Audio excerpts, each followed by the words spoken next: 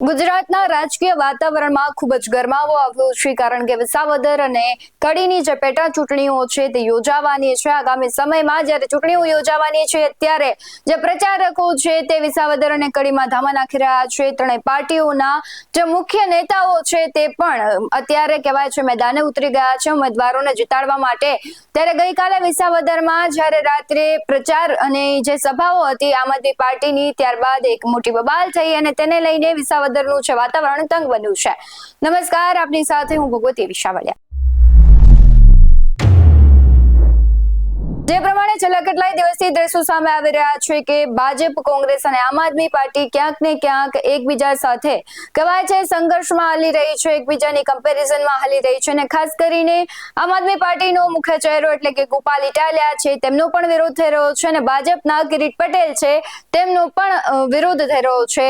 એકબીજા કહેવાય છે એકબીજાની સામે આક્ષેપ પ્રતિ આક્ષેપો કરી રહ્યા છે. અને આ વચ્ચે જ ગઈકાલે જ્યારે જનસભા હતી ગઈકાલે રાત્રે, ત્યારે આમ આદમી પાર્ટી રાજુ કરપડા છે તેમણે કોંગ્રેસ અને ભાજપને આડે હાથ લીધી હતી અને કહ્યું હતું કે આમ આદમી પાર્ટી છે તે બાપ છે. ને તેમનું ભાષણ પર એક નજર કરીએ કે તે શું કહી રહ્યા છે. મારી વાત તમે બધા ખેડૂત છો, સારી રીતે સમજી ગયા છો. તમને વિનંતી એ કરવા આવ્યો છું કે ઉમેદવારને ઓળખવાના છે. બે ઉમેદવાર છે સામે. આજની તારીખે ખૂબ સારા એવા રિપોર્ટો મળે છે કે આજની તારીખે ગોપાલ ઇટાલિયા 30,000 મતથી જીતે છે. આનાથી મોટી બીજી ખેડૂતો માટે ખુશીની વાત કોઈ ન હોય. આજની તારીખના જે રિપોર્ટ છે 30 થી 32,000 મતે ગોપાલ ઇટાલિયા જીતે છે. અને હું કાયમ માટે મીડિયામાં ડિબેટ હોય ત્યારે કહેતો આવ્યો છું કે આ લડાઈ ગોપાલ ઇટાલિયાની અને ભાજપની નથી, આ લડાઈ અમારા ખેડૂતોના સ્વમાનની અને ભારતીય જનતા પાર્ટીની લડાઈ છે. ગોપાલભાઈ ઇટાલિયા, ઈસુદાનભાઈ ગઢવી, પ્રવીણભાઈ રામ સહિત આમ આદમી પાર્ટીના 67 કાર્યકર્તાઓને જેલમાં પૂરવામાં આવ્યા, ખોટા કેસમાં ફસાવવામાં આવ્યા. એમનો વાક એટલો હતો કે અમારા ખેડૂતોના દીકરાને નોકરીથી વંચિત રાખવા માટે વારંવાર 10 વખત પેપરો ફૂટ્યા. ત્યારે અમારા નેતાઓ લડવાઈ ગયા, ગોપાલભાઈ લડવાઈ ગયા. ગોપાલભાઈએ ક્યારેય કોઈ સમાજને એવું અહેસાસ નથી થવા દીધો કે તમે એકલા છો એમ. તો આજે હું ગોપાલભાઈ વતી વિનંતી કરવા આવ્યો છું કે આપણો ભાઈ બનીને હંમેશા આપણી માટે એ માણસ લડ્યો છે.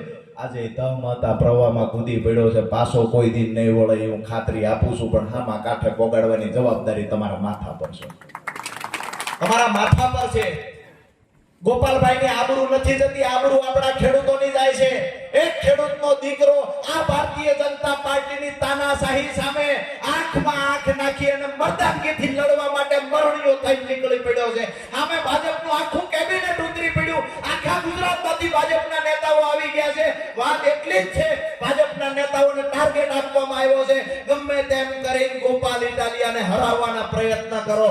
પણ આજે ગોપાલ ઇટાલિયાની આબરૂ દાવ પર નથી રાખી, આબરૂ દાવ પર મારીને તમારી લાગી છે ને. એ વાતને યાદ રાખજો. 19 તારીખે આબરૂ આપણી દાવ પર લાગી છે કે એક યુવાન 35 વર્ષનો યુવાન આવડી મોટી સલ્તનત ભાજપની છે એની સામે લડવા માટે મરણીયો જંગ કરવા માટે કૂદી પડ્યો હોય. હવે યુવાનને 19 તારીખે એકલો ન પડવા દેવી એ જવાબદારી આપણા માથા પર મૂકવા માટે આવ્યો છું. મારી વાત 25 માં જીતશે આપ તો 27 માં આવશે બાપ ને આવી બધી કઈક વાતો કરી.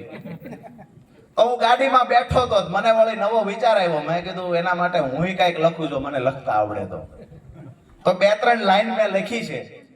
આજે લાઈવના માધ્યમથી લુંગિયા ગામથી કોંગ્રેસના નેતાઓ જેને બીપી હાઈ ને લો થઈ જાય છે, અહીંયા ભાજપ હારે છે એ સમાચાર મળીને કોંગ્રેસના નેતાઓને જે પીડા થઈ છે એ નેતાઓને અહીંયા લુંગિયા ગામના આંગણેથી કહીએ છીએ કે મને એક વિચાર આવ્યો છે. જે રચના મેં અત્યારે લખી ગાડીમાં કે 2025 માં જીતશે આપ તો ભાજપ કોંગ્રેસનું બહાર આવશે પાપ. 2025 માં જીતશે આપ તો અત્યાર સુધી કરેલું ભાજપ કોંગ્રેસનું બહાર આવશે પાપ.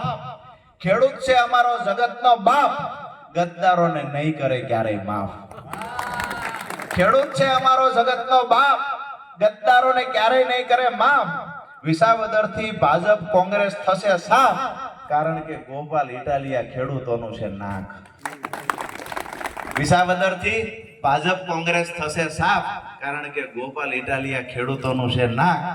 જે પ્રમાણે પાર્ટીઓ છે એડી ચૂંટણીનું જોર લગાવી રહી છે, જેમાં આમ આદમી પાર્ટીના રાજુ કરપડા હોય કે ભાજપના કોઈ અન્ય નેતાઓ હોય કે મંત્રીઓ હોય, બધા જ ત્યારે મેદાને ઉતરી ગયા છે. આગામી 19 તારીખે જ્યારે કહેવાય છે મતદાન થશે ત્યારે લોક મિજાજ ખબર પડશે, કારણ કે અત્યારે જનસભાઓમાં તો લોકો મોટી સંખ્યામાં ઉમટી રહ્યા છે, પરંતુ અત્યારે જે વિસાવદરની જનતાનું એક કહેવાય છે, પહેલાથી કહેવાય છે કે વિસાવદરની જનતા છે ઇન્ટેલિજન્ટ છે, એટલે અત્યારે તો બધાની સભામાં જશે, પરંતુ મત કોને આપશે તે ખૂબ જ મહત્વનું છે. ત્યારે હવે 19 તારીખે જ્યારે મતદાન થશે અને 23 તારીખે જ્યારે તેનું રિઝલ્ટ આવશે ત્યારે ખબર પડશે કે વિસાવદરની જનતાએ કોને વરરાજો બનાવ્યું છે.